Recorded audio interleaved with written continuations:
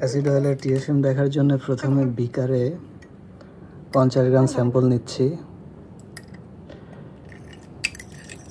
এরপরে 40 ml এনহেক্সেন 2-3 ভাগে ভাগ করে অ্যাসিড অয়েলের সাথে মিক্স করে নিচ্ছি।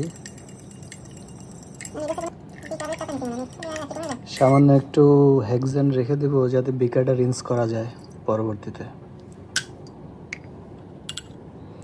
রিন্স করে সেপারেটিং ফানেলে রেখে দেওয়া হচ্ছে। যদি কোনো লেয়ার পরে নিচের লেয়ারটা ফেলে দিয়ে উপরের লেয়ারটা কালেক্ট করে হিট দিতে হবে। হিট দেওয়ার উদ্দেশ্য হলো এখানে যে হেক্সেন মিক্স করা হয়েছে এটা